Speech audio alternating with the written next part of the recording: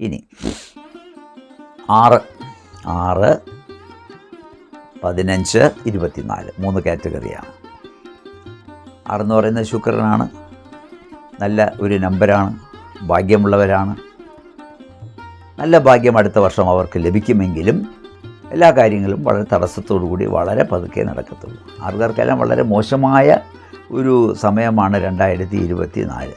ഈ പറയുന്നതെല്ലാം കുറിച്ചിട്ടേക്കണം, അല്ലെങ്കിൽ കൂടെ നോക്കണം. മാത്രമല്ല നിങ്ങളുടെ ഫീഡ്ബാക്ക് എനിക്ക് തന്നാൽ മാത്രമേ എനിക്ക് കുറച്ച് കൂടുതൽ പ്രവർത്തിക്കാൻ പറ്റുകയുള്ളൂ. ഈ ഫീഡ്ബാക്ക് അല്ലെങ്കിൽ കമൻ്റ് ഇടുന്ന സമയത്ത് ചീത്ത വിളിച്ചിട്ട് കാര്യമില്ല. കാര്യങ്ങൾ മനസ്സിലാക്കുക.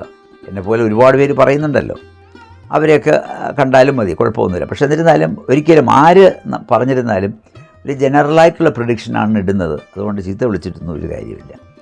അപ്പോൾ 6 മനസ്സിലായല്ലോ, എല്ലാം തടസ്സം തന്നെയാണ്. അപ്പോൾ ആണോ അല്ലയോ എന്നുള്ളത് 2024 ഡിസംബർ മാസം എനിക്കൊരു കമൻ്റ് ഇടണം, അല്ലെങ്കിൽ എൻ്റെ സൈറ്റിലൊരു സജഷൻ ഇടുക എന്തായിരുന്നു എന്നുള്ളത്. ഇവരെല്ലാവരും ആരുടെ കാര്യം പറഞ്ഞിരുന്നാലും. അപ്പോൾ 6 light blue colour, light grey colour, white മാതിരിയുള്ള നിറങ്ങൾ ഇടുന്നത് നന്നായിരിക്കും. ഇനി 7, 16, 25 ഈ തീയതികളിൽ ജനിച്ചവർ ശ്രദ്ധിക്കേണ്ട ഒരു കാര്യം, സംഗീതത്തിലും സിനിമ ആ പ്രവർത്തനങ്ങളിലെല്ലാം തന്നെ അവർക്കൊരു ചെറിയൊരു അവസരം ലഭിക്കുകയാണ്. അടുത്ത വർഷം കുറച്ച് അവസരങ്ങൾ ലഭിക്കുന്നുണ്ട്, അവാർഡുകളൊക്കെ ലഭിക്കും. കുറച്ചൊന്ന് പ്രവർത്തിച്ചാൽ മതി. സത്യസന്ധമായി തന്നെ പെരുമാറിക്കഴിഞ്ഞിരുന്നാൽ നല്ല ഭാഗ്യം കിട്ടുന്ന ഒരു വർഷമാണ് ഈ അടുത്ത 2024. എല്ലാവർക്കും ഇല്ല, കുറച്ച് പേർക്ക് മാത്രം.